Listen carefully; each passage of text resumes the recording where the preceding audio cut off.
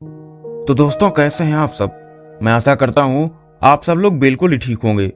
दोस्तों, आज की ये कहानी काफ़ी डरावनी और दिल दहला देने वाली है। ये कहानी हमारे एक सब्सक्राइबर ने भेजी है, जिन्होंने अपना नाम बताने से मना किया है। आज की इस कहानी में सुनने को मिलेगा कि कैसे काली पहाड़ी के उस पार लोग जाने से आज भी क्यों डरते हैं।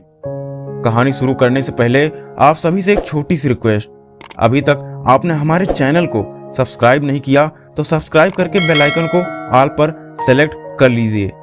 तो बिना देरी किए अपना अपना हेडफोन लगाइए और शुरू हो जाइए मेरे यानी सूरज कुमार के साथ।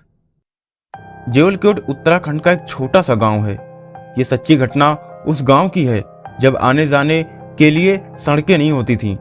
लोगों को पैदल ही जंगल से आना जाना पड़ता था। जेवलकोट गांव से शहर के लिए जाने के लिए काली पहाड़ी से होकर जाना पड़ता था। गांव में अखाड़ा हुआ करता था, जो गांव में बहुत ही प्रसिद्ध हुआ करता था। अखाड़े पर पहलवानों का दंगल हुआ करता था। सालाना दंगल में विजेता पहलवानों को पुरस्कार दिया जाता था। सब कुछ अच्छे से चल रहा था कि अचानक एक दिन जेवलकोट में एक अफवाह ने सबको हैरत में डाल दिया। कुछ लोगों का कहना था कि शहर की ओर जाने पर जो काली पहाड़ी पड़ती है, उसमें एक चुड़ैल ने डेरा जमा लिया है। आने जाने वाले राहगीरों के साथ बहुत बुरा सलूक करती है, सबको मौत के घाट उतार देती है।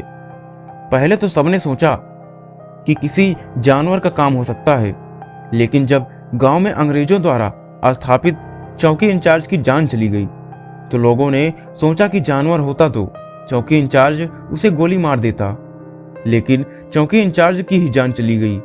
तब सबको लगने लगा कि ये शायद किसी चुड़ैल का काम ही हो सकता है। सब के सब डरे हुए थे, सब घबरा गए थे। उस काली पहाड़ी के रास्ते से न जाने पर गांव वालों को नुकसान होता। जेवलकोट के गांव के सरपंच तक ये बात पहुंची। उसने सोचा कि ऐसे तो गांव के लोगों को नुकसान हो जाएगा, क्योंकि शहर जाने के रास्ते में काली पहाड़ी पड़ती है, व्यवसाय की दृष्टि से बहुत नुकसान होता है। तो सरपंच ने गांव में ऐलान करवा दिया, जो हिम्मत वाला पुरुष काली पहाड़ी के उस पार रात में उस कथित पुराने पीपल के पेड़ के नीचे लोहे का खूंटा गाड़ कर आएगा, उसे गांव और अंग्रेजों की हुकूमत से इनाम दिया जाएगा। सभी लोगों तक ये सूचना पहुंच गई, लेकिन सभी को चुड़ैल के हाथों मरने और जान गंवाने का शौक नहीं था। गांव के सारे लोग चुप्पी साध कर बैठ गए थे। जब महेश को इस बात का पता चला तो उसने सोचा, ये अच्छा मौका है गांव वालों की नजरों में मर्द बनने का। अब तक तो गांव के पहलवानों की तारीफ होती थी, अब तो उसकी भी बहादुरी की तारीफ होगी। तो उसने गांव के सरपंच की चुनौती स्वीकार कर ली और खूंटा और हथौड़ा लेने के लिए सरपंच के घर पहुंचा। सरपंच ने उसकी तारीफ करते हुए दोनों चीजें उसे पकड़ा दी। महेश को आधी रात को पेड़ के नीचे जाकर खूंटा गाड़ना था, इसलिए दिन भर बड़ी बेताबी से वो इंतजार कर रहा था। रात होते ही महेश काली पहाड़ी की ओर चल दिया।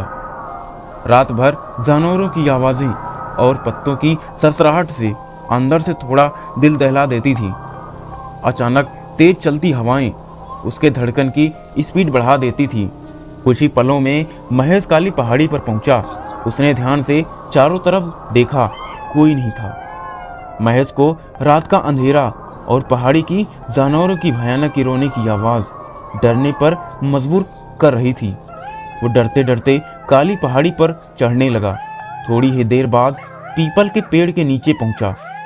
उसने सोचा, जल्दी से खूंटा गाड़ कर सीधा वो अपनी गांव की ओर रवाना होगा। उसने खूंटा गाड़ कर भागने के लिए दौड़ने की शुरुआत की कि उसे महसूस हुआ कि उसकी धोती किसी ने पकड़ रखी है। सुबह हो गई थी। गांव के सरपंच ने महेश के घर पर उसका पता किया तो पता चला कि वो रात को वापस ही नहीं लौटा था। उसने कुछ नौजवानों को इकट्ठा किया और काली पहाड़ी की तरफ चल दिया। पहाड़ी पर उसी पुराने पीपल के पेड़ के पास महेश गिरा पड़ा था। उसकी धोती खूंटे में फंसी थी, जिस पेड़ के नीचे गाड़ने को कहा था। महेश को रात में दिल का दौरा पड़ गया था, जिससे उसकी मृत्यु हो गई थी। सरपंच सारी बात समझ चुका था। सब एक वहम था। क्योंकि महेश डरा हुआ था और धोती फंस गई थी, जिसे वो चुड़ैल मानकर डर गया था और दिल के दौरे की वजह से उसकी मृत्यु हो गई थी। धीरे धीरे ये बात सारे गांव में फैल गई और सबके मन में काली पहाड़ी की चुड़ैल का डर खत्म हो गया। तो दोस्तों, कैसे लगी आपको ये कहानी? अगर ये कहानी आपको पसंद आई हो तो कमेंट करके ज़रूर बताइएगा।